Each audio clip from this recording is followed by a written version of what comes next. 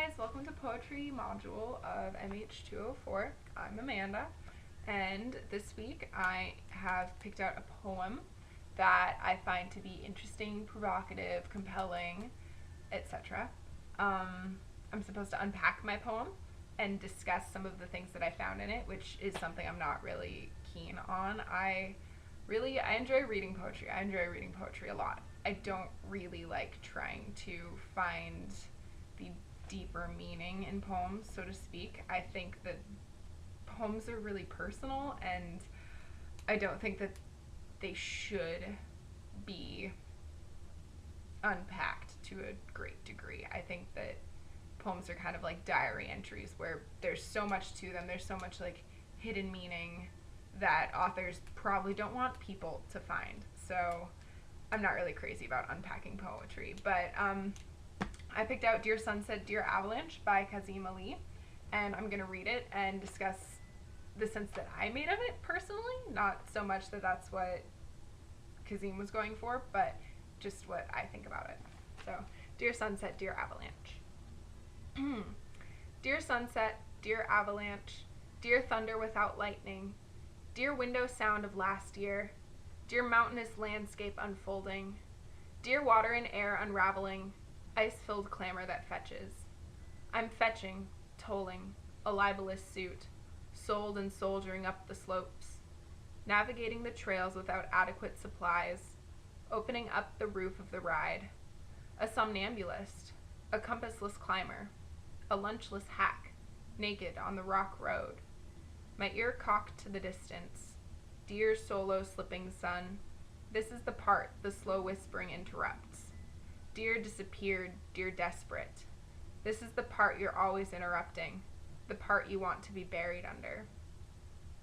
So, that is the poem. First off, a couple rhetorical devices that I found in here.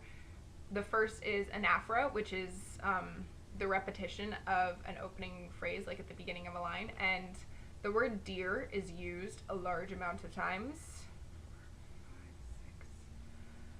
at least 8 times, 9, about 8 or 9, so we can just round that up to 10, about 10 times. And I find that interesting because I feel like with saying like dear sunset, dear avalanche, dear thunder without lightning, the speaker is addressing things that are like on the cusp or at the beginning of something. Like a sunset comes before the night, an avalanche comes before like a great disaster on the side of a mountain. Dear thunder without lightning, that's addressing like the thunder comes after lightning, but you can hear thunder without seeing lightning, so it's addressing like, a storm's coming when you hear thunder. So I think that saying dear is like addressing something that's coming up. And another thing that I found is alliteration, particularly in the 4th stanza, sold and soldiering up the slopes, and the 7th stanza, which is solo slipping sun, and the 8th with dear disappeared, dear desperate. And I think that just makes it really pleasing to the ears and lyrical, and I enjoy it for that. And also, I think that the deeper meaning, what I got from this poem, the deeper meaning that I got from this poem, maybe it's not what it was intended for, but it's what I gleaned from it, is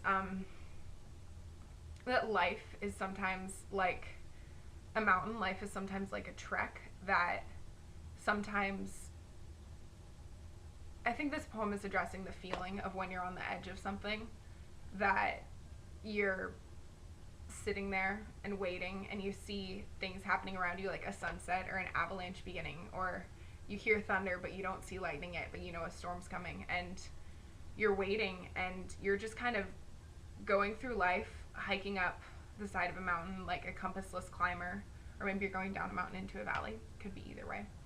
But you're traveling on your own, and you're listening and you're waiting and you're anticipating something to happen, but nothing has happened yet. And that's kind of what I got from this poem. Yeah, I chose it. Oh, the reason that I chose this poem was because it reminded me of Sufjan Stevens lyrics, because it's really lyrical, and I don't know, it just kind of jumped out at me. I was actually reading poetry with my friend the other night, and he had my textbook and I had the packet of poems, and he picked up the textbook and started reading poems aloud, and so I picked up the packet and started reading poems aloud, and I read this one aloud, and I was like, I enjoy it. I really, really enjoy it. So, yeah, this has been Literary Ramblings with Amanda. I just realized I went over time. I'm sorry. See y'all in class.